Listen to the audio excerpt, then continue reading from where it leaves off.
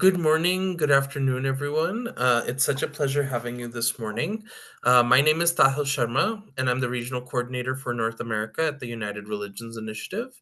And it's a pleasure to have you all in this space today. This conversation was a long time coming, actually, because we've been noting here at URI, which is this international network of grassroots interfaith organizations, that there is this real world that we exist in, and that oftentimes the work that we do for peace, justice, and healing, which is a part of our charter and our purpose, can often really be challenged by a lot of incidents and conflicts and realities on the ground that can be deeply political for many communities involved. And this idea of injustice has been a growing trend of conversation in interfaith spaces, sometimes not necessarily to the benefit of those interfaith spaces themselves, because they don't know how to navigate some of these conversations. So I thought it would be a really important opportunity for us here today to actually engage with that a little bit. The idea of talking about the ripples of injustice is that sometimes the epicenter of the work that's going on or the injustice that's taking place actually has significant ripple effects in other parts of the pool of water that we may be looking that we call the world. And so what we imagine as these works of tragedy or these man-made disasters end up having major implications for communities all around the world.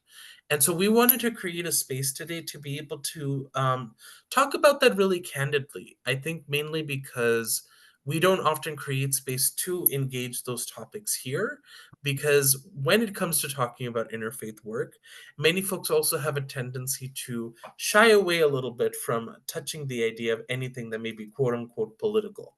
Um, and we aren't necessarily here to talk about partisan politics or particular pieces of legislation.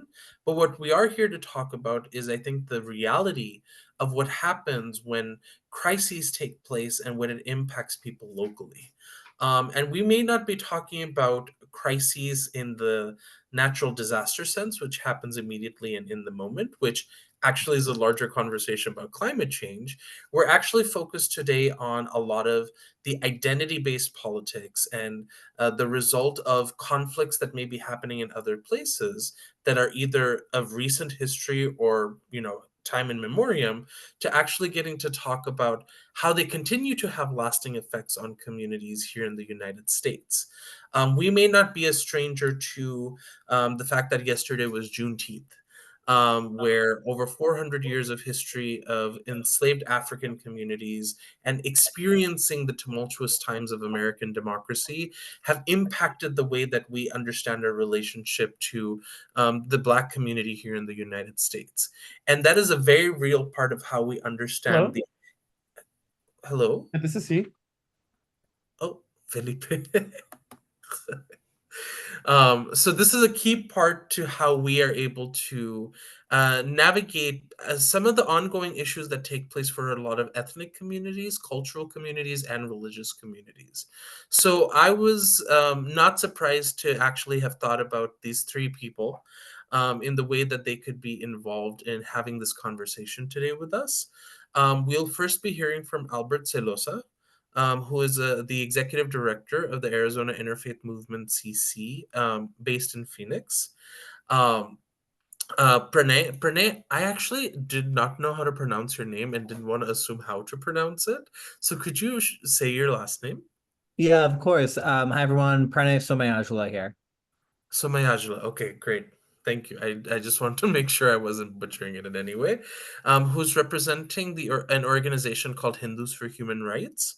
And we have Becky Monroe, who's here representing the California Civil Rights Department and its California versus Hate campaign. I'll be sharing their more detailed bios in the chat box. But I wanted you all to make sure that we really have a very diverse set of perspectives here that are going to help us really think about the ways that we imagine, ongoing crises happening around the world and how it impacts us locally in different ways, and how we just have to learn how to be able to work towards this better understanding of the issues and how it impacts the way that we do our interfaith work, most importantly. because the nature of how we connect in these spaces through our shared understanding of values, of traditions, and so many other aspects of life impact the way that we are able to actually commit to the work of pluralism. So it's really important that we have that space to examine that a bit more deeply than we usually do through the folks that we have here today. So without further ado, I will start off with passing it over to Albert. Good morning, good afternoon, and greetings to everybody. I am Albert Celoza. I represent the Arizona Interfaith Movement. Our organization is more than 25 years old, and we started out as Arizona Interfaith Action Coalition way back in the late 90s. And our organization began, actually, the beginnings of the organization is quite interesting. We emanated from the Ecumenical Council. As you can imagine, the organizations or interfaith organizations were not really interfaith, but mainly Christian organizations wanting to build a household or a commonality. Now, it came about that there are certain organizations or congregations that were not acceptable and that were not considered to be Christian. So the origins of Arizona Interfaith is who is a Christian and who can be, which organizations or congregations could be classified as Christian. And so the Arizona Interfaith Movement came about accepting not only, of course, other, the major religions, but also things or religions or congregations that Christians feel are not part of what is mainline Christianity. And so the beginnings really indicate to us kind of the difficulty of acceptance. And I think that that is really one of the themes of what is going on with the beginning and then our ongoing interfaith work. Um, in terms of my experience, I'm an academic. I have been teaching for the past 40 years. My PhD is in political science, and I did religious studies. And it seemed to me that the crisis of interfaith organization is who is going to be accepted and who is not. And I think one of the things that I'm realizing lately is that there is this word cult. Organizations that are deemed to be cultish or cults are not acceptable. Uh, One thing in the development of the literature of religious studies, I realized that there are better ways to call organizations, and one of them is modern religious movements, as such. And also, so the origins of Arizona Interfaith really is indicative of the ongoing question of who is accepted or not. Now, my personal response is that everybody should be accepted. So that's point number one in terms of acceptance. The other question of acceptance, I think, is a question of organizations that are secular or non-theistic. That is really an ongoing issue, and I can feel the tension myself when when really fervent believers of members of one church is saying, well, this is an interfaith organization. If you do not have any faith, you do not have any business to be part of this. Whoa. So, but then who defines all this? Is it faith in a deity, in a God? It seemed to me that that's one definition that's kind of unspoken, and that in a way, faithless people do not really have a business um, doing and work with interfaith movements. Now, one of our signature programs is what is called Experience Interfaith. During Experience Interfaith, we gather every fall, and we have a discussion group. We divide hundreds of people into the various discussion groups about faith. And then we have a faith fair, which provides a venue for people and nonprofit organizations and churches to like present what they are, or to have an experience. Like, for example, turban tying, you know, uh, foot washing, those types of hands-on experiences to in a way enlighten people about what we are about, or what each of one is about. And then it culminates into a very delicious vegetarian dinner offered by the Sikh community. We have a network of Sikh restaurants here in Phoenix, and they really offer quite a delicious array of food. And not only that, a display of what faith is all about. And so in many ways, it's a very good way by which during those discussions, people of no faith or atheists have become involved through the years. And it's been my experience that part of acceptance is meeting people, having the opportunity to in a way break bread with them, and share those things. So that is that's one of the struggles. Who is accepted? Who should be involved here?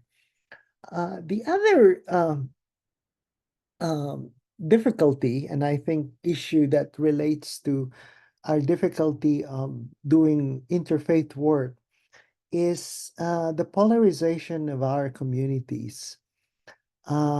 It's quite start that with the number of crises going on. I think American politics is one of them, the elections and U.S. politics, and the other is the, of course, resulting in all this is the reluctance of people to be part of interfaith work. It's not apathy. People are not apathetic, but people are very careful, too careful, in fact, because they don't want to kind of incite fear or incite aggression on each other. So with some people, they would rather keep quiet. Number two, avoid controversial topics. So, we're very restrained. We're very constrained, restrained. There's a lot of self censorship, and there's the feeling that we're walking on eggshells. And so it's very difficult to come up with a uh, candid discussion or exposition or sharing. So so that's going on. Um, just to be candid with all of you, one question might be, oh, is he a Trump supporter or not? Or is this group Trump supporter or not? Or are they? So that becomes kind of, oh, no, no, we should not talk about this. And so we limit ourselves to the most sometimes innocuous topics. But then again, by avoiding those topics, we're not really able to move forward with interfaith discussions. And I think that those discussions are really necessary. Now, I am in my 60s in terms of age, and I think the interfaith discussions have really and issues have changed for the past 30 years. 30 years ago, 20 years ago, the one issue, I mean, it would be an issue of vandalism, an issue of seemingly kind of a remote anti, hate or discrimination. And I would not even classify this as hate. Sometimes this is, but through the years, things have become really more complex. And I think it's tied to uh, identity politics in the US and abroad. What do I mean by that? One difficulty that you all have seen is what's going on in Israel, in Gaza, and it has really had quite an impact in terms of the variety of perspectives, and then woven with the fact that we are unable to talk to each other, and we can be labeled as such. Oh, you're an anti-Semite. Oh, you're anti-Muslim. Oh, that's Islamophobia. So those kinds of things really have aggravated discussions. Now, I told you about the changing perspective. Now, one change that has really happened between now and 30 years ago is we have we are more connected, but connected differently. We are connected online. We are really we know what's going on practically in a lot of the corners of the world. But the decline in face-to-face relationship, and that really has become kind of difficult for us. I think in terms of our interfaith work, to the point that all these silos have developed in terms of who will attend what and what is acceptable, and so that really promotes lack of a communication. And then I would love, of course, love to hear what all of you have to say. I think the pandemic has really aggravated this silos and this division, and we are very much um, uh, very much kind of continued to be in a divisive phase, and we have to be very intentional. What I mean is, definitely we need to develop not only events that will gather us physically together, but also we need to develop methodologies or methods in terms of how we could communicate to each other. And so one of our beginnings of that is we had a Faith Forum. We have monthly events called Faith Forum, and it's called Talking Circles, using Native American method in terms of passing around uh, uh, the discussion and giving each person the ability and the forum to speak up, and having kind of rules of discussion, ground rules of discussion, really have been very helpful. So the nature of interfaith work has changed, and I think an ongoing thing that has not changed is that we always ask, where is the youth? Where are the young people? I do not know about your organizations, but generally, a lot of people involved in nonprofit organizations or interfaith discussions are the older people who really have the time to do so. But we always ask the question, we would love to hear from the young people, and how can we offer them a uh, uh, a venue by which not only that they can talk amongst themselves, but we can talk to them. So those are just some of the issues that I think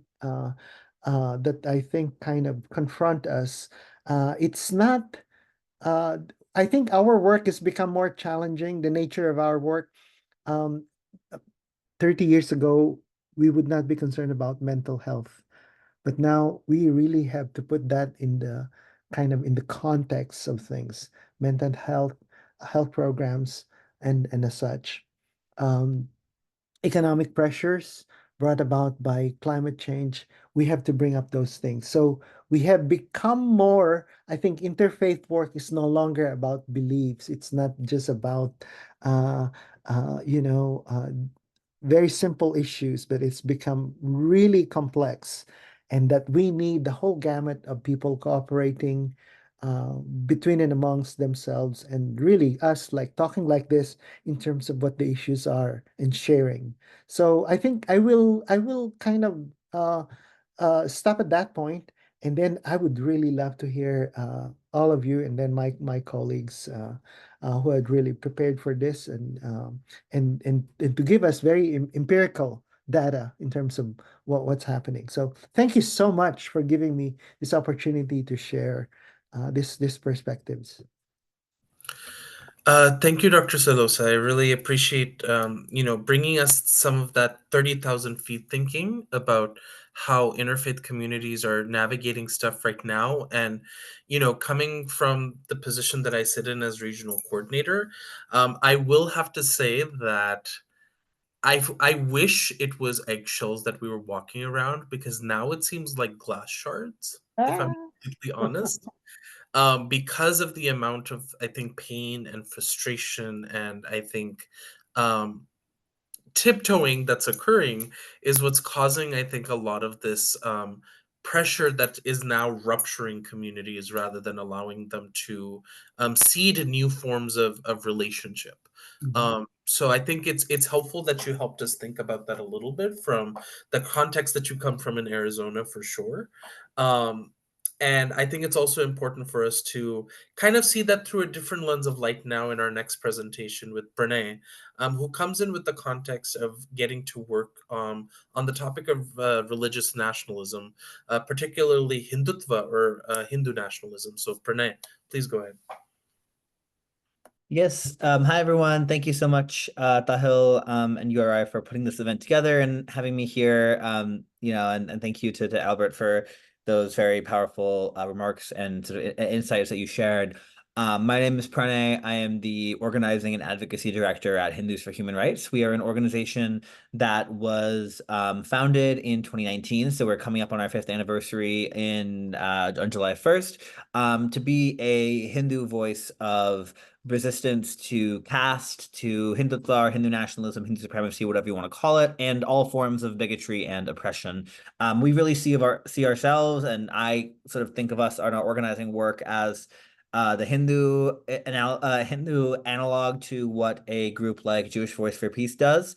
And that's sort of like in terms of trying to, resisting the religious nationalist ideology that sort of claims to speak in our name. So I want to, in the brief time that I have with y'all today, just provide a little bit of an overview, beginning with an overview of sort of what is Hindutva. It's, been getting more media coverage in the last 10 years or so under the Modi government in India, and is often sort of talked about in terms of this broader global trend, right, of rising far-right movements, authoritarian populism, religious and ethnic nationalism.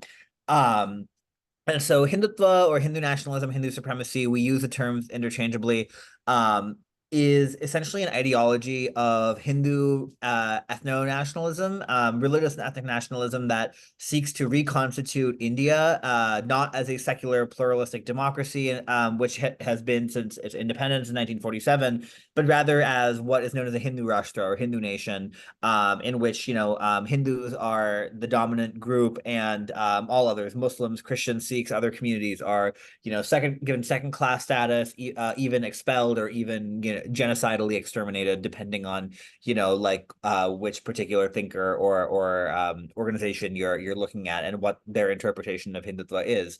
It's important to note that this ideology is a very Hindu is a very broad umbrella term. It always has been. It's not even like Islam or Christianity or any of the Abrahamic faiths, where there is more of like a centralized doctrine. Of course, these other faiths also have much diversity as well, but it really is a very, very broad and incredibly diverse array of practices, schools of thought, traditions, and so on. But in service of this nationalist project, Hindutva has to construct a unified idea of what Hindu is, and that is one that is very much rooted in dominant caste traditions and practices. It's a deeply casteist ideology. It denies the violence of the caste system, and erases, the traditions and practices of oppressed and marginalized caste communities. So that's just an important sort of thing to highlight.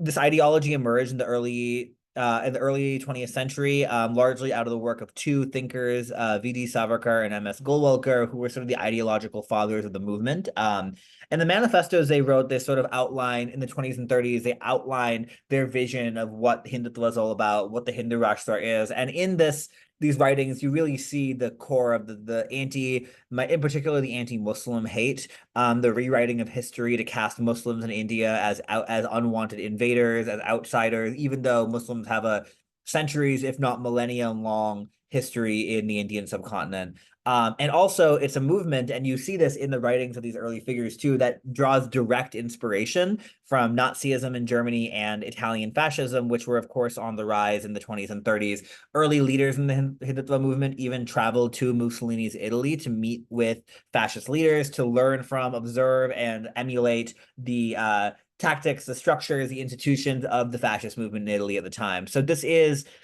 some scholars call this the world's longest running fascist movement. I'm inclined to agree. And the way the Hindutva movement sort of operates is it's structured around a paramilitary organization called the RSS, the Rashtriya Swayamsevak Sangh. It is one of the largest volunteer-based membership organizations in the world, anywhere between 5 and 15 million members in India. And it is, the ruling party, the BJP, is widely considered to be the political wing of the RSS. The RSS members over the last 100 years have been implicated in countless instances of deadly violence, mass riots, assassinations, terror attacks against opponents, against minorities. In particular, the demolition of the Babri Masjid, the mosque in 1992, the 2002 anti-Muslim pogrom in Gujarat, all of these, really and also I should note the assassination of Mahatma Gandhi. He was killed by an RSS member.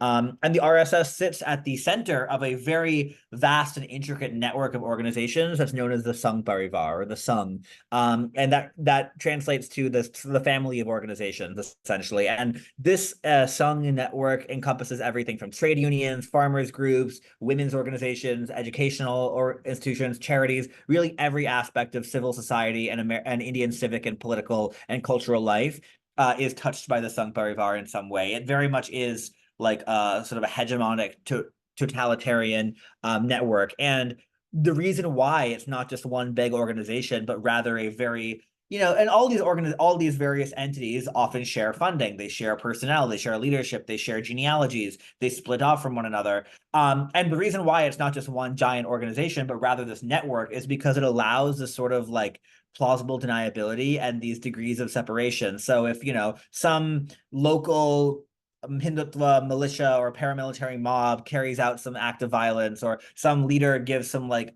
hate speech that goes beyond the pale, everyone else can either distance themselves more easily or just ignore it, pretend they have nothing to do with it. And it creates this very tactical politics of plausible deniability that is used to devastating effect in India. And so that is sort of like the, what this movement looks like in India. But we at Hindus for Human Rights, we're a diaspora-based organization primarily based here in the US. So we're active in the UK and Australia and New Zealand as well.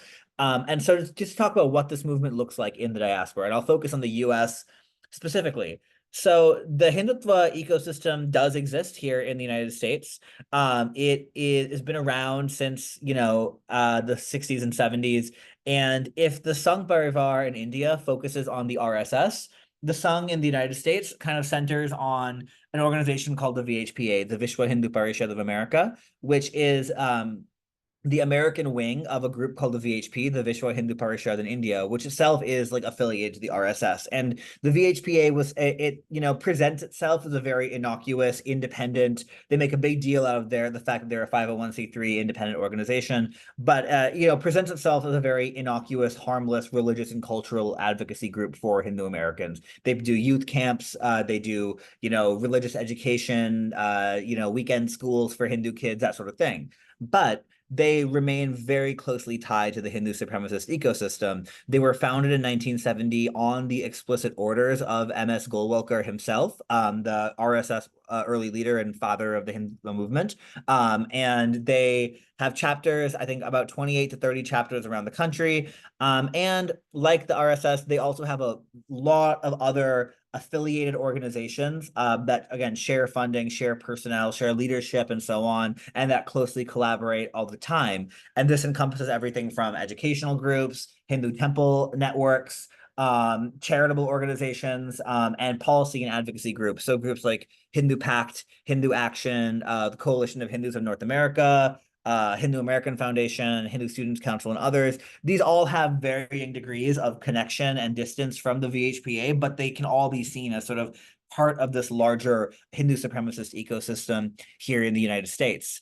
And there's a few ways in which this movement poses a danger to interfaith harmony, multiracial democracy, justice for all communities here in the US. One of which is just that it provides substantial support to the Hindutva movement in India, not just ideologically and philosophically, but also materially and financially. So, and it does that through its charitable networks. You have all of these charities, groups like Sewa International, India Development and Relief Fund, Ekal Vidyalaya Foundation, and Param Shaktipith of America, to name just a few, that are essentially charities that act as funnels to send millions of dollars from the US to organizations in India that are affiliated with the Hindu supremacist movement, including organizations that in India have been directly, causing and implicated in deadly violence. There's a report in 2014 which found that between 2001 and 2012, as much as $55 million was transferred via these charitable networks to Sangh affiliates in India. The VHPA alone between 2001 and 2020 has funneled at least $7 million through its initiatives like the Ekal Vidyalaya Foundation and Support a Child. Many of the charities that receive this money sort of present themselves as working primarily on education, often building schools in deprived rural tribal areas of India. But they overwhelmingly are connected to the Hindutva ecosystem. There have been many reports and exposés from Indian news outlets about these charities, promoting Hindutva ideology and anti-minority hate, for example, by educational indoctrination in the schools that they construct. And they've even been accused of using their resources to openly campaign on the ground for the BJP come election season. And so that is a really key way this ecosystem in the US is providing material support to this hate and violence in India, just through the millions of dollars that are funneled through these charitable networks. But we see a danger here in the US as well. This movement really works to undermine the solidarity between communities of color, particularly between South Asians and Arabs and other racialized groups that emerged in the aftermath of 9/11, when all of our communities were facing increased hate, increased surveillance, increased suspicion. And that solidarity is really being undermined by in particular, the very virulent Islamophobia being spread by these organizations. If you look at the blog posts on some of the VHPA's affiliated website, the things that its leaders say at events and on interviews, there's some really chilling anti-Muslim hatred being spread, as well as really horrific casteism as well. These organizations have worked to kill civil rights policies like SB 403 in California that would outlaw caste-based discrimination. And a big part of what they do is the way they do that is by weaponizing this idea of Hindu phobia, which they, obviously we're a Hindu organization at HFHR. We know anti-Hindu sentiment, anti-Hindu discrimination and prejudice exists. But the term Hindu phobia is a neologism. It was not used until about 5 years ago, and it only started being used by these right-wing Hindu groups as a way to weaponize and target people who are criticizing the Indian government, who are criticizing Hindu nationalism, who are talking about caste, who are talking about Islamophobia, are accused of being Hindu phobes. And this is a narrative that really plays into the sort of like lack of understanding on the part of a lot of very well-meaning, particularly white liberals in the US, who don't want to be seen as offensive or phobic to anyone. And so it's a way to instrumentalize the rhetoric and the language of diversity and multiculturalism in service of what is at its core a far-right and fascist agenda.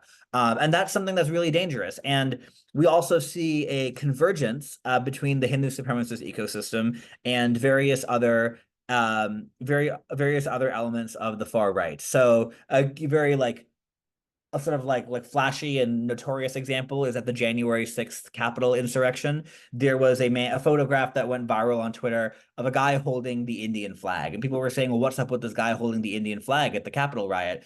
This man was a local leader in the VHPA's DC area chapter, who participated at the rally at the Capitol on January 6th. But we've also seen, particular anti-Muslim extremists, people like Robert Spencer, Pamela Geller, Stuart Kaufman, whose organizations, many of them are listed as hate groups by the Southern Poverty Law Center, have collaborated in various ways with the Hindu supremacist movement. They appear on each other's podcasts, they host events together, they promote and amplify each other on social media.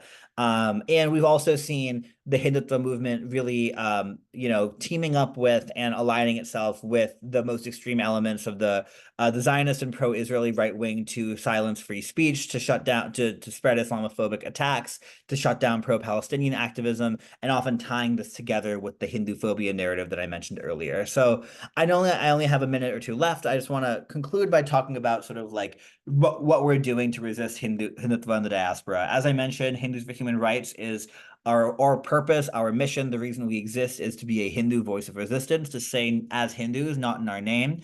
We run the gamut on our membership and our staff, our board, from everyone from, devout religious Hindus who attend temple very frequently, even work at temples, all the way to people who are atheists, but who were born and raised Hindus and, identify it in some more amorphous cultural way. But the work we do at HFHR is always in coalition. We work very closely with Muslim groups, Sikh groups, Christian groups, Dalit groups, other communities who are affected directly by Hindu supremacy. And the main work that we do in coalition is through the Savera Coalition, which launched late last year. And we've released a number of reports this year on various aspects of the Hindu supremacist ecosystem in the US. I'll drop the link to the Savera website in the chat here, so you can check that out. And the theory of change, and I'll conclude here just by saying, is that what we're trying to do with the Savera campaign, is to articulate what we like to call the new diasporic majority. And what that means is, the whole project of Hindu nationalism is about conflating Hindu identity and Indian identity, to say that to be Indian is to be Hindu and vice versa. And as such, these groups try to speak for all Indian Americans when they say that they're speaking for Hindu Americans. But if you look at the statistics, what we found is if you add up the number of, based on like polling about attitudes of Indian Americans towards Modi, towards the Hindutva movement, and so on, as well as demographic statistics, if you add up all the Indian Americans who belong to non-Hindu communities, as well as Hindu Americans who have not sort of expressed support for Modi, for the BJP, and so on, you actually get a very substantial majority of, about 2/3 of the diaspora almost, that, just are waiting to be mobilized to resist these attempts to speak in our name and to present us as this homogenized whole, which in fact we're not. That's sort of the core sort of like analysis that we're stemming from. And yeah, I'll wrap up there. I know I'm a little over time, but thank you again so much. Happy to answer any questions or chat more. I'll drop my email in the chat as well if folks want to reach out to me privately. Thank you. Thank you, Pranay, for that, really concise and heavy presentation. I know for a lot of folks who may be hearing about Hindu nationalism for the first time, that it may be a lot of information to process. But I think this is the nature of religious nationalism. It is amorphous. It is intentional about its way of being subtle, and at the same time has a lot of ways of being able to create a lot of damage. And it mirrors a lot of what we've been paying attention to as a part of the narrative for white Christian nationalism here in the United States, but also many different types of religious nationalism that exist around the world. It is on the uptick for sure, and the implications of that uptick are also causing a significant growth of hate towards religious minorities, caste minorities in the context of, talking about the Hindu community, and in terms of ethnic and cultural minorities, especially those who may be indigenous to different lands. So we are noticing that really as quite a predicament, especially as Albert and Pranay have touched on a little bit in relation to the crisis in Israel and Gaza, particularly as we pay attention to this, worsening crisis that is happening there. We are certainly also paying attention to the very real reality that here in the United States, anti-Semitism and Islamophobia are both on a sharp rise, and one that can be actually noted in association with October 7th and all of the travesties that have taken place after. And so it's an important point to focus on as we then introduce ourselves to Becky, who's going to be presenting some, I think, some pretty significant information from the space that she comes from. She works as the Deputy Director of Strategic Initiatives and External Affairs at the California Civil Rights Department, and also will be actually presenting some of the work that the department is doing through the California versus Hate program, which is a non-emergency hate incident and hate crime reporting system to support individuals and communities targeted for hate. It's really important to consider that, like, oftentimes we think about the immediate urgent idea of reporting a hate crime, which is very necessary, but also requires, I think, a lot of different parameters to be deemed as such an emergency to be reported. And there are sometimes a variety of different cases that require attention, are concerning, and need sort of the focus of community support or organizational support that a department like the California Civil Rights Department is providing through this reporting sort of process. So I'm happy to turn it over to her, and also would like to highlight that Chantel and James, who are in the audience today, who are a part of the California Civil Rights Division, are also here supporting her. So Becky, please go ahead. Great, thank you so much. And I really want to thank you and URI for hosting this conversation. And I have a brief presentation, so I'm going to share my screen. But before I do that, I did want to make sure that you have a chance to meet my colleagues, Chantel Bermudez and James Williams Jr. So, you know, as a team, our goal is to try and make sure that California versus Hate is accessible to everyone. So when I was thinking about what Dr. Celoza was saying about sort of who's going to be accepted and who not, one of the privileges of working for government is that we accept all people. That is our goal, that is our mandate, and that is my absolute obligation. So part of what we are trying to do through California versus Hate is make sure that anyone who is targeted for hate or discrimination, whether it is a crime or not a crime, whether it's a civil rights violation or not, knows that they have a place to go where they will be taken seriously, and we will connect them with resources and support.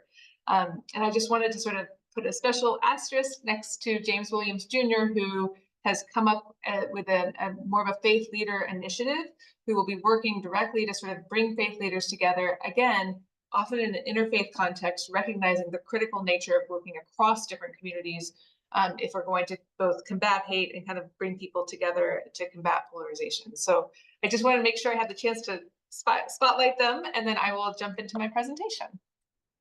Let's see here, I'm going to share my screen. Let's see. Okay, are you? We see it great. Great. All right. So I am going to jump in, and just part of what we wanted to talk about today, and I think it's important when we think about, you know, when you talk about the ripples of injustice, the fact is, when we think about acts of hate or acts of discrimination, it is all interconnected. So the Civil Rights Department in California, we are the civil rights enforcement agency for the state of California, meaning we're not connected to the criminal legal system. We are separate from the criminal legal system, and we do enforce protections against employment discrimination, housing discrimination, discrimination when you go into a business. All of that matters when we're talking about hate in the broader context, because hate doesn't happen in a vacuum. It happens when we are not effectively enforcing and protecting civil rights across the board. So I'm just going to go quickly. One of the things I really wanted to focus on, and this is something that I thought was really important about the way that Tahil sort of framed this conversation, is that when we think about acts of hate, they are incredibly devastating for individuals, for families, but they always, one of the things that's sort of unique about hate incidents and hate crimes is that they impact entire communities. So I remember when I was, you know, in my past work, for example, you may remember the Pulse nightclub shooting.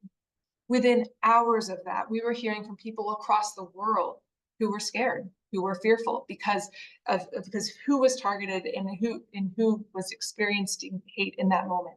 That is part of what happens with hate crimes. It targets an individual, but it's really targeting the entire community. That means we have to have a comprehensive approach. So within the Civil Rights Department in the state of California, and I know we are talking to folks from across the country, I want to flag that while I'm talking about California, there's many other states that are looking at developing a model like this, and my colleagues and I get the chance to talk to a lot of them as they're developing them.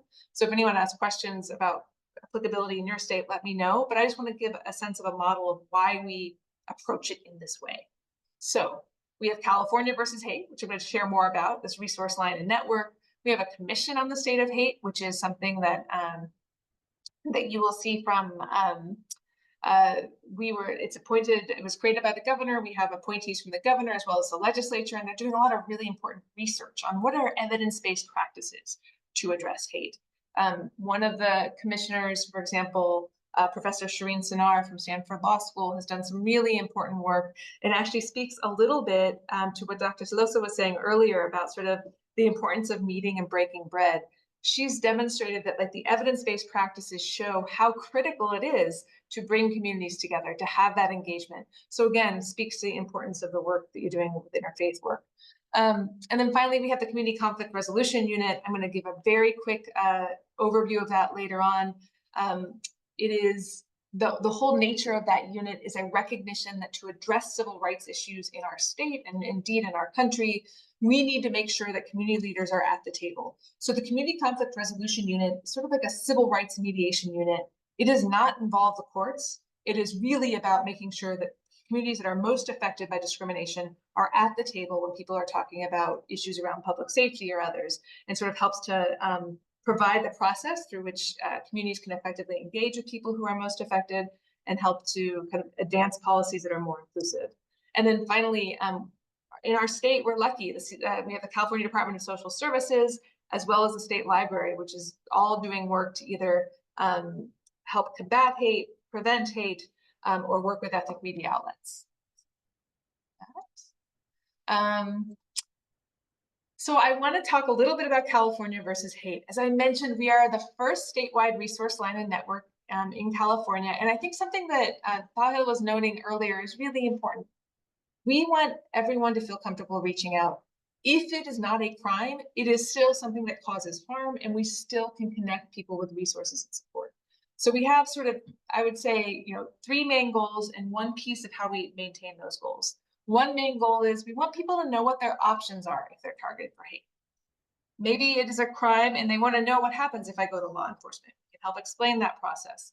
Other times, law enforcement responded and they haven't been able to get a response, so we help them to engage effectively with the detectives or others involved. Other times, it's not a crime, but it's still a civil rights violation. And that's, I think, something important to think about as well. People often think of crime or nothing at all. And the reality is we see a lot of employment discrimination, housing discrimination, discrimination when people are going into businesses. So we want people to know that there may be options there. And then finally, we need to, and this is something as government lawyers in particular, we need to practice humility. Sometimes the law is not the way forward. Sometimes a legal action is not the way that people want to move forward. We can still connect people with culturally competent resources. That's the second piece. That's the network piece. That's where we have contracts with small community-based organizations. We work a lot with organizations across our state that speak many different languages, that have often the shared experience of discrimination, so that they can help to provide resources and support to people, regardless of whether or not there's a legal violation. And finally, we do want to improve reporting.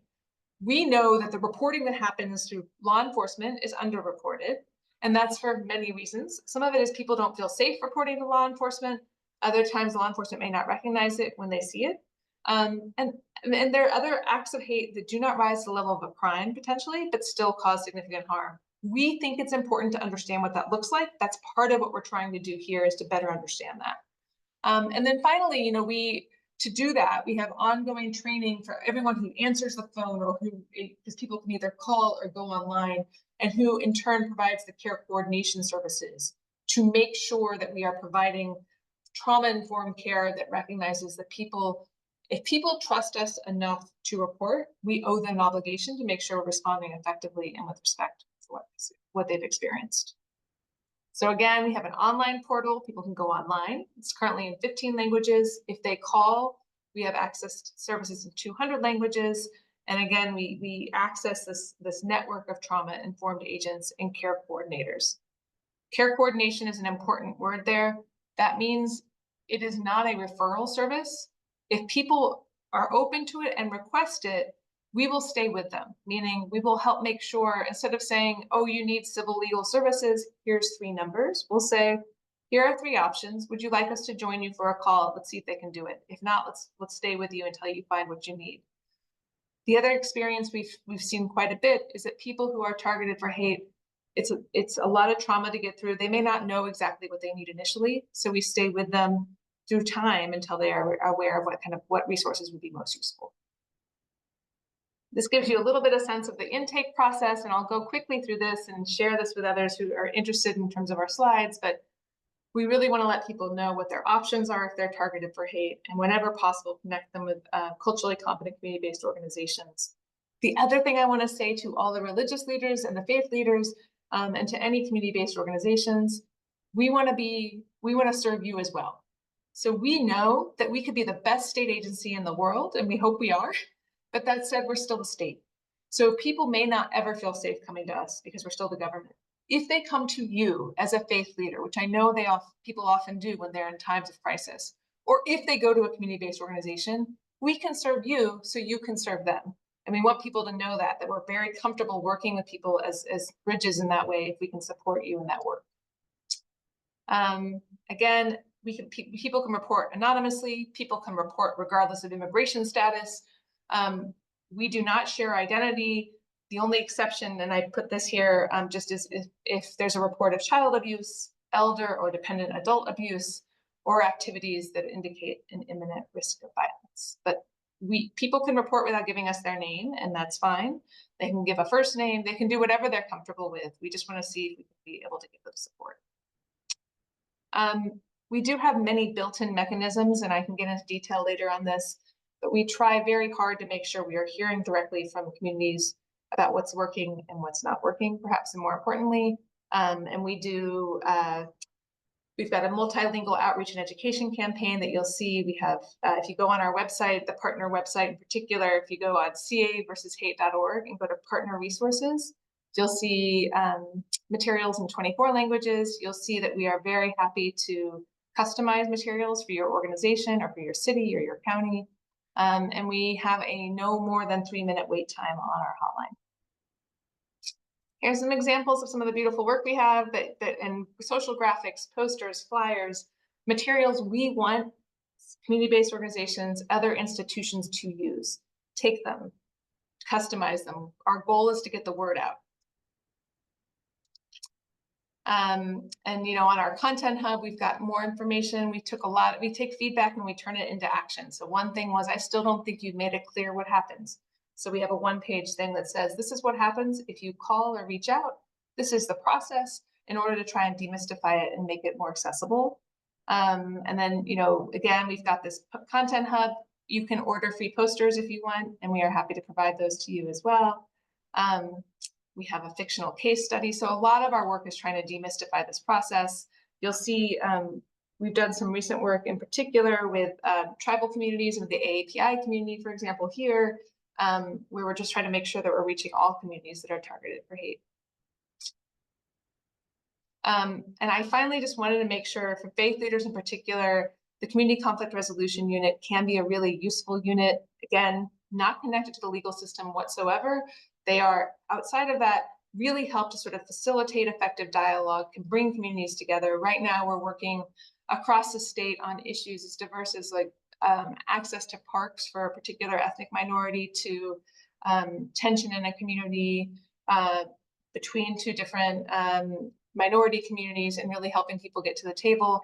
We can help with designing town halls, designing kind of conflict resolution processes, provide education and training. The idea is that it's a resource and it's intended to be for local leaders. It's modeled to some extent on the Community Relations Service at the federal level. I led that for some time during the Obama administration. We spent a lot of time with faith leaders there. We had God squads that would do incredible work to help de-escalate tension in protests and marches. We are happy to do that again. So I'm going to end there because I know we're at time, but I'm very happy to I'll share my information if people have questions, but just really grateful to you all for the work. And I think that Tahil's point, interfaith work right now is more critical than ever. So thank you. Thank you, Becky, and thank you again to Albert and Pranay for the space you've created today to help us really think very intentionally about what are the consequences of not addressing issues that actually do always directly impact us? What are the ways that we need to create space to learn about them and to do something about them? And how do we make sure that we can work with partners locally and even through our offices, even at the state level, to be able to determine ways of being able to determine accountability and what that can look like? I have so many different questions, of course. And since we do have about 30 minutes for our time together, I'm going to try to just ask a couple before I allow others to be able to ask theirs. I'm going to do moderator's privilege as always. Um, so I actually want to ask my first question of you, Becky, because, with the ways that California versus hate has sort of developed and has given a platform for people to report in multiple languages and stuff like that. I know when we met for the first time, one of the points that I had brought up in this gathering of talking about hate, at the state level, was this idea of the hesitation that comes with reporting to agencies, whether we're talking about it from the perspective of immigration status or documented status, or whether we're talking about it from the context of community implications for just even the idea of trying to contact authorities. There's still a lot of hesitation with the reporting process. So I'm kind of curious how this campaign has sort of been trying to mitigate that in a way. And I'd like to follow it up with sort of asking, if possible, if you have any sort of initial observations of the data that has come in from the incident so far that's important for us to note as we're engaging in this conversation on the real world effects of what's happening with conflict around the world. Absolutely, and I think that the question around sort of reporting is a really important one, and I think about it from a few different perspectives. So one is, as you mentioned, whether it's a fear of reporting or a sense that if someone reports, there's no point in reporting because no action will be taken. We hear both. If you look at the data from the federal government around hate crimes, the estimates for kind of when the FBI, which is the data people usually point to, and this is again for hate crimes that are reported to law enforcement, it could be 8,000 to 10,000 hate crimes a year, they'll say, across the country. But the same Department of Justice, just a different part, the Bureau of Justice Statistics, says that if you look at a statistically significant sample, it's probably closer to 250,000 a year. So, and that's based on victim reporting. So the difference between 250,000 and 8 to 10,000 is very significant. And I think it speaks to what you're talking about. So one thing is we have to demonstrate that if someone reports, they will get support. We cannot just say report for reporting's sake or trust us if you report, we'll use it, put it to good use. We have to prove it. So part of the way we prove that is this care coordination model. It is not a referral model. It is we will connect you with we'll do everything we can to connect you with what you need. There is not a time limit. We will work with you and to do that. And I will say in the past, we've been around for about a year and we've had some cases where we're able to help connect with exactly what they need. They wanted mental health support in a particular language, we could do it. Other cases, they initially wanted some mental health support, then they wanted legal support, then it was more about immigration issues. We can do that too. And part of it was just sort of respecting the process people go through when they're experiencing an active hate or trauma. The other piece I will say is that it's important for us that it's confidential. People don't want to share their name. They don't have to. We want people to report regardless of immigration status. There is a huge fear among many communities, not only around immigration status, but just communities that have had a historical and often ongoing negative experience with law enforcement.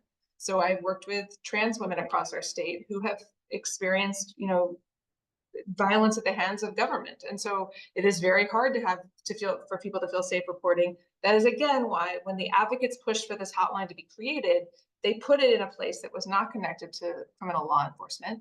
That said, we still are the state. And that's why I am very happy, for example, we work with an LGBTQ center. We provide them the services that they need so they in turn can help others. So that's another piece that I think we think about a lot.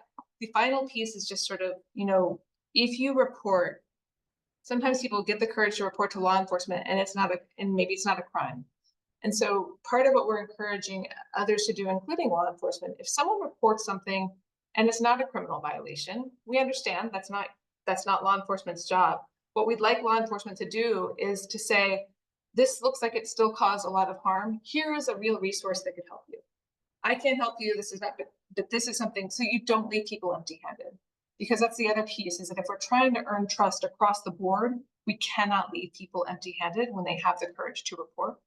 And again, just my last thing on this, on the importance of reporting, is just one of the things that I've been doing this work for almost 2 decades now, is I will hear from people who report, who risk everything to maybe they bring a case, they do, because they've been targeted for hate. And the number one reason they say is that they want to protect other people in their community. And that is an incredible amount of trust they're putting in the legal system or in us to help them do that. And so I take that obligation very seriously. And part of what we talk about when we're talking about reporting is using that data to actually inform policy in a way that gets more resources out, that does it in a way that people actually will see the impact. And that's important as well. In terms of the data we've seen so far, what I have to emphasize a few things. Again, we're not law enforcement, we do not investigate. So what we do is we base our, over a year, we've had over 2,000 contacts with people in California. That means people have called, some of them to report acts of hate, some of them about issues that are not connected to discrimination or hate, but they still needed help. So of those over 2,000, a little bit over 1,000 were actually reports of hate or discrimination. The others were not, but we still helped connect them with what they needed. Maybe it was a landlord-tenant issue not connected to discrimination. We still want to connect them with what they need. Again, it's all based on what they tell us. We are not investigating what they tell us. That is not our role. We recognize that and we put that out there, that we are not trying to replace law enforcement data. We are just letting people know what the sense is. Of the 1,000, we've seen, we see, it reflects sort of what we see in the criminal data in terms of the majority are committed on the basis of race. We see a lot of anti-Black hate targeting people. We did see, and one of the things you raised after October 7th, we saw an increase in reporting overall, which I think speaks to this recognition that hate is interconnected. Anti-Muslim hate, anti-Arab hate, anti-Semitism. We saw all of that increase as well as other forms of hate. So I think, again, it speaks to why we have to work together across communities, because none of this is isolated. When we think about combating white nationalism and white supremacy, it requires all of us, because there are many ways in which this is playing out in our communities. And so I just want to note that we saw this increase across the board. I think the other thing I wanted to highlight about the data that we do have is that the data shows that in terms of what people want, in terms of resources and support, we connected people with over 100 different kinds of resources. So not over 100 different resources, but kinds, types, like people need different things and we need to customize in that way, and we were able to do that. So we were proud of that. And in terms of sort of we saw anti-religious hate. We saw numbers that I think should concern all of us in terms of coming together around doing interfaith work. And just it's important to note, we saw the #1 community targeted for hate. We saw anti-Semitism, anti-Hindu hate. We saw anti-Muslim hate. And again, the thing about the numbers here, it's important to note, is this is not necessarily reflect what's actually the numbers of acts of hate in our state. It reflects who's reporting. Often what we say, like when we see data, I know from my work in this space for a long time that Sikhs are often targeted for acts of hate in many different contexts. If we are not hearing from Sikhs, that means we haven't done a good enough job of reaching the Sikh community. It does not mean the hate is not happening there. So that's something else I want to highlight, is that when we talk about the data, I always look where we see numbers for sure and where we don't see numbers, because that may mean it's on me for not doing a good enough job of reaching communities. And then I think I just wanted one note for Dr. Celoza. You talked about sort of where are the youth. What I want to say across the board is we are seeing incredible young leaders across our state doing this work. API Youth Rising was started by a junior high student, and they are doing extraordinary work across communities. Black Youth Leadership Project, working with young people across our state. So I just want to highlight that there's some hope there, and that there's some important sort of work that's happening across the board. And we as a state are trying to sort of boost that and lift that up to acknowledge that as well. Albert, just before you go, I know that Jen wanted to ask a question. So I just want to go in the order that things are coming in. So Jen, if you'd like to ask a question, go ahead. Yes, thank you. Mhm. I know that I added something to the chat while you were speaking, Albert, but we are having our annual conference this fall, and we are I don't know if you all have a second to look at what I did post, but there's a link to our conference. So the title and the explanation for it. We're calling it Call for Justice and Healing, the Role of Multi-Faith Community in Minnesota in Times of Division, Distrust, and Trauma. And the reason I bring this up is we're intentionally having this conference right after the election. And during this time together, we want to intentionally name things, name reasons, and things that cause division in our communities. We know Israel and Gaza are going to come up. We know the election is going to come up. And the thing I wanted to bring to this group specifically is that we are holding this conference in our Hindu temple in Minnesota, which is the second largest temple in the US. Our board chair is Anant Ramachan. I'm not sure if you all know him. I would think that many of you are familiar with him. And we know the subject of Hindutva is probably going to be one of those things named too. So just because we have the people that are sitting here right now, I'm wondering if there is, and and Anant has been very public in his renouncing Hindutva, and he, he we anticipate this is going to be a very delicate subject and a very delicate topic. The goal of our conference is to name trauma, is to be explicit, and to offer resources and real practices that come from our different traditions that can speak to and offer ways of helping, of offering wisdom and practical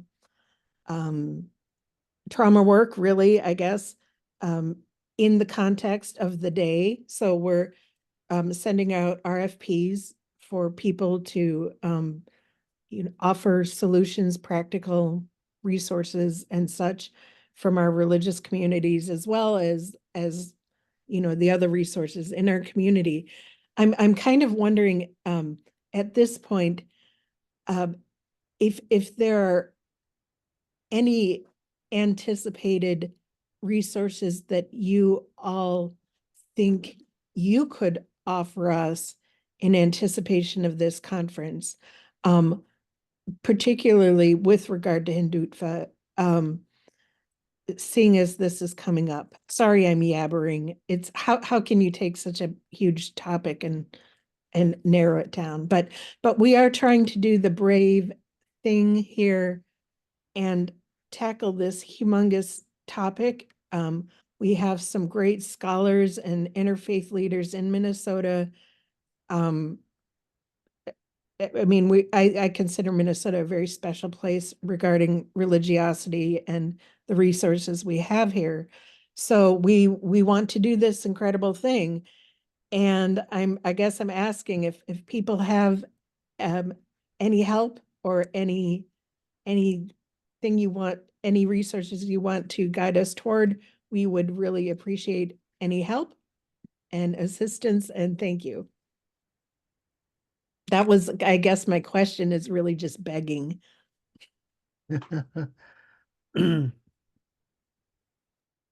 I can jump in on that just to say, well, one, as a fellow Minnesotan, I grew up in Woodbury. I agree Yay.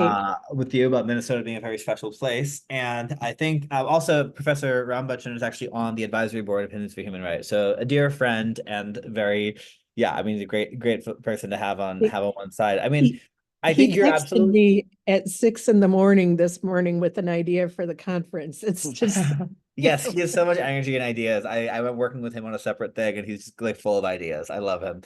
But I mean, you're absolutely right. I think that is it's a big and a difficult, like kind of, it's hard to thread that needle, and especially in this time. I wanted to say that, like, if you, especially around Hindutva, like, I'm happy to stay in touch with you. I don't know if I have an answer off the top of my head, but like if something, especially since like this is coming up after in some months, like, if you want to reach out to me or reach out to Hindus for Human Rights, and we can like stay in touch and like can provide some more guidance or resources. Like, I'd have to like think a little bit about like what do we already have, or like what could we put together. But I want to, we're our job is to be a resource on things like this. So I can I dropped my email in that chat earlier, so feel free to just reach out to me as well. And yeah, just wanted to jump in and say that.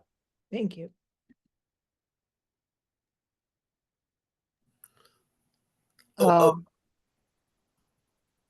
Albert, go ahead. Well, anyway, this is a question for everybody. Thank you, Becky, for emphasizing the work of the youth and what they're doing. And actually, yeah, I see that they come probably from a different political culture. My question is about political culture to everybody. Uh, with all of us working in terms of interfaith, should we deliberately and intentionally like create a topic or training for democratic citizenship?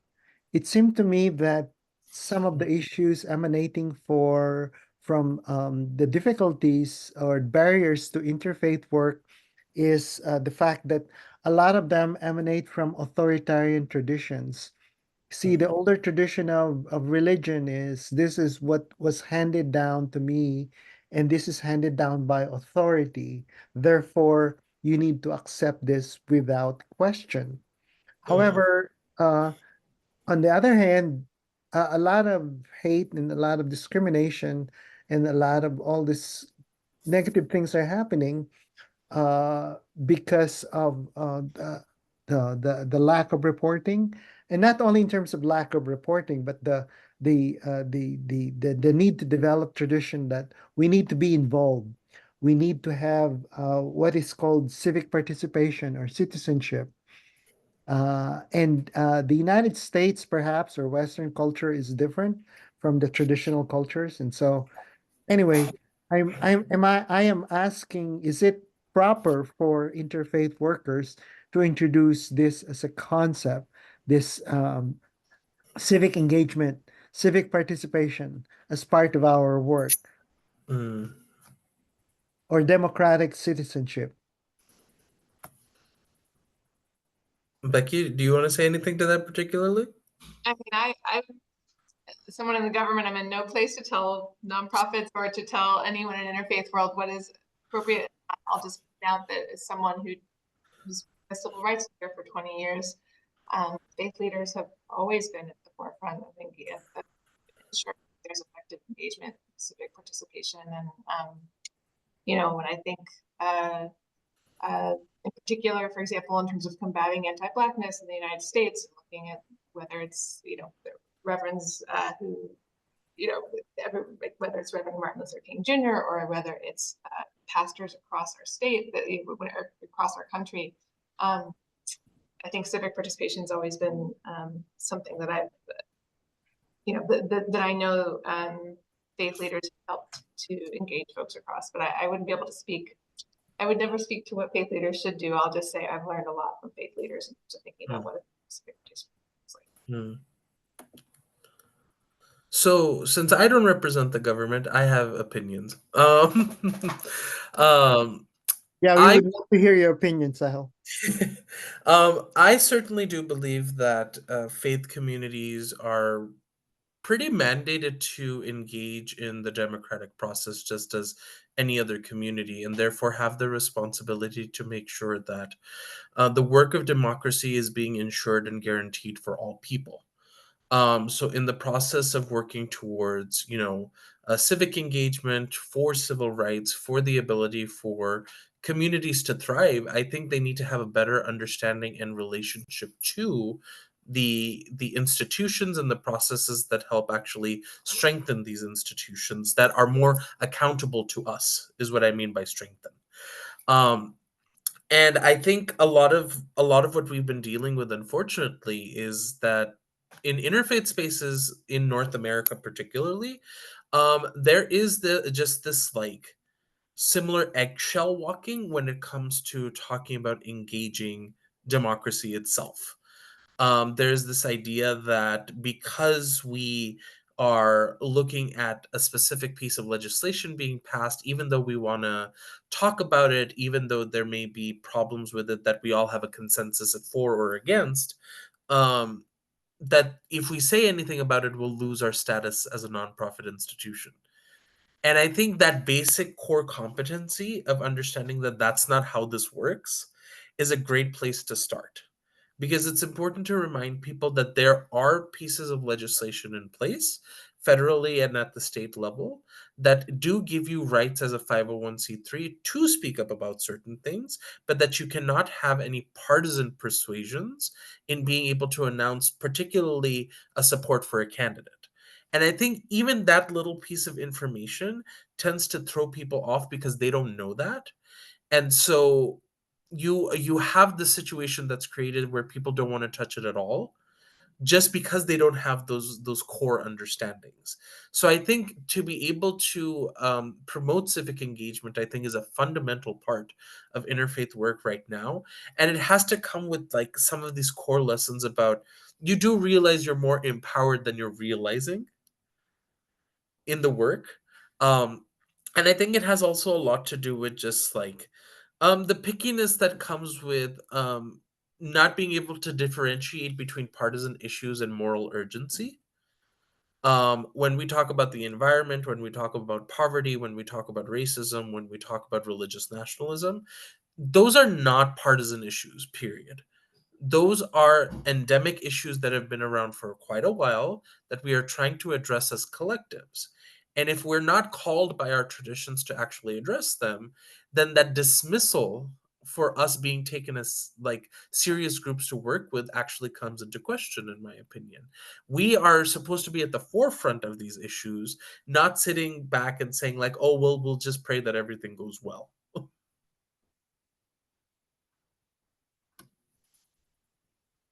That is well said, Tahel.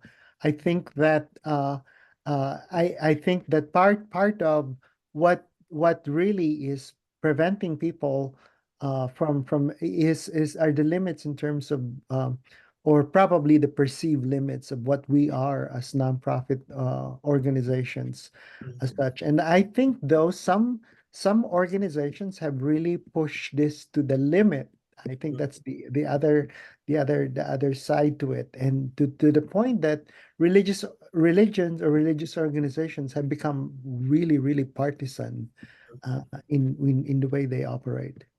And Yeah, and that actually made me want to pose a question to you about some of your earlier comments about inclusion. And I think it kind of sparked a bigger question after Pranay spoke, because we do have this very real understanding of engagement with new religious movements. Most particularly, I think the Scientology community comes into question when it comes to engagement. We do talk about folks who identify as atheist, agnostic, or secular humanist, who are also given kind of the boot a lot of the time in terms of engagement. But we then also think about like this idea of radical inclusion that we often boast about in interfaith spaces. And the question that I have for you is, where is the line and how do we draw it in terms of radical inclusion? Because I make that point specifically acknowledging what Pranay had said about the insidious nature of using religious nationalism by using the platforms of interfaith communities to justify narratives or agendas that, oh, because you are the token Hindu person or the token this person of another tradition that we know, and therefore whatever you say goes because we don't know anything else.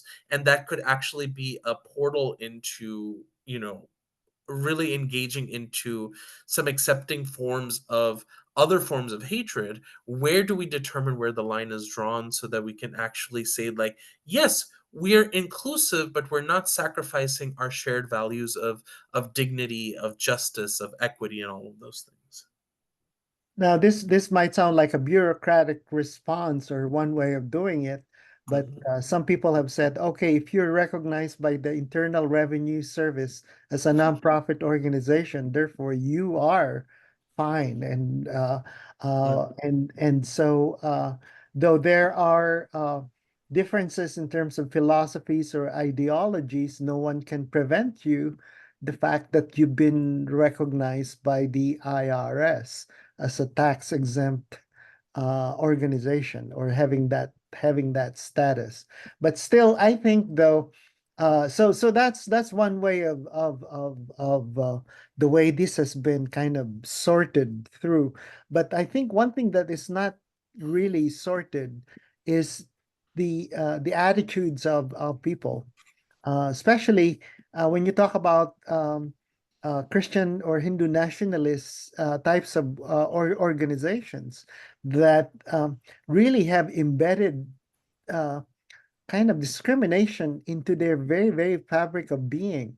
It's no law or no kind of philosophy can really refute this. Isn't that, Pranay? Isn't that the difficulty? What do you think? No, I mean, it is a difficulty. It's also a difficult question because it's, yeah, I mean, even to your point, Albert, about the like, some would say the benchmark should just be, are you recognized as a nonprofit, but many of the actually probably like almost all of the organizations who I mentioned as members of this ecosystem in the supremacist ecosystem in the U.S. are 501c3 organizations, and when they're challenged on their ties to this transnational movement, they point to the fact that they're 501c3 organizations as evidence of the fact that, oh, we're independent, we're not affiliated with anything, et cetera, et cetera. And so I think like this part, I mean, and maybe this is like my personal view, but the way I approach this work, I mean, part of this, it helps that like, as Hindus for Human Rights, we are a faith-based Hindu organization, but we're also a human rights organization. We have an advocacy and a political sort of like philosophy that we adhere to that has certain values around justice and liberation and so on, right? Progressive values. And so when we are trying to figure out, okay, well, who do we work with? Who, like, including from other religious communities, are there values in line with that? Now, that might not necessarily work at like an interfaith council where it's not as much clearly like, tied to a certain political or like values agenda. But I think that like, because it also is, what about, for example, a fundamentalist Christian group that is, like violently homophobic or hateful in other ways, or like a Muslim fundamentalist group and so on. Like, I think this is a question that just gets raised across the board. I don't have a good answer for it, but I do think that like knowing where you draw that line is very important, because the ambiguity about where that line falls is what allows these groups to like, it gives them the opening to be able to insert themselves. So a big part of the work that we're doing at HMHR and in our the Severa Coalition has been to provide this education to other parts of American civil society, and to sort of provide this education and try to inoculate civil society against these groups that are kind of, when they present themselves as just sort of innocent apolitical organization. So yeah, that's not really an answer to the question, but that's the best I got. No, I particularly like your point about education to civil society. That is really what is called for, and I think for our communities to thrive, recognizing that, I think in terms of a value, we accept diversity as a value and inclusion of various groups, small or large. And so, yeah, I think that's really a very good point. Education to the to civil society. One way by which we do that is we say that all religions and even secular teachings have a version of the golden rule. And so, and that's how we promote that. So thank you, Pranay, for that insight. Yeah, and I think this is really helpful way to help us, um, really sort of wrap up the thoughts about how we're thinking about, again, this nature of the ripple of injustice. I think we oftentimes use this terminology of interconnectedness when it comes to having people across, the spectrum of the difference of beliefs, to say that, oh yes, because we are human beings or we're a part of the shared creation, that we don't we have this connection to one another. And a lot of these narratives of harmony and unity and oneness come up that I think are necessary, but also cannot be used to actually bog down the fact that just as much as the humanity part of us, the creation part of us is connected, so is injustice. And we have to learn to have an interconnected approach to then addressing it as well. I think at the end of the day, we will always note that the spaces where injustice thrives as sort of a concept can allow people to actually justify some very gruesome and horrendous things. And we know that there is so much connection between various identities and how people are trying to implicate this idea that communities do not deserve to be equal, they deserve violence against them and that kind of thing. It is always the targeting of the minorities within the minorities that we always have to consider as like something to pay attention to when we talk about this interconnectedness. If you are attacking someone of a minority religion and then you are attacking their LGBTQ members, you're attacking their women, you're attacking their children, you're attacking their environments and their spaces, it's always going to have its own ripple effect. And I think the communities that get implicated in that multiply to impacting other communities. I think my an example that came up for me recently that I think I'm just going to wrap up with as an important thing to pay attention to is following what happened on October 7th and the subsequent attacks that took place after that. We heard about the 6-year-old Palestinian child that was killed. We heard about the synagogue temple president that was killed. And then we heard about a sick 19-year-old that was attacked, which was giving the same ripple effects of what many people were hearing following the September 11th attacks over 20 years ago. And what that's telling us is the minute that a drop of hatred is put into a pool, people across the board are going to feel it. And I think that gives us the collective responsibility to say we need to be showing up for all of these causes of harm, to be able to make sure that we not only can say that interfaith spaces are safe, but they're also able to create a space for collective justice and its ripple effect. So I'm really thankful that we got to engage in that conversation today. I know Pranay just left, but I want to thank him. Thanks to you, Albert, and to you, Becky, for showing up and being able to share the information that you have. And, we want to carry on this conversation. It looks like we're going to have potential resources coming out of this conversation, Jen. I'm really excited for what might be able to come and how we can really develop this into a much larger conversation in the interfaith movement. So thank you all so much for that. Thank you so much for this wonderful discussion and interchange. Thank you, Albert. I appreciate it. Thank you very much. Bye. Thank you, Becky. Bye.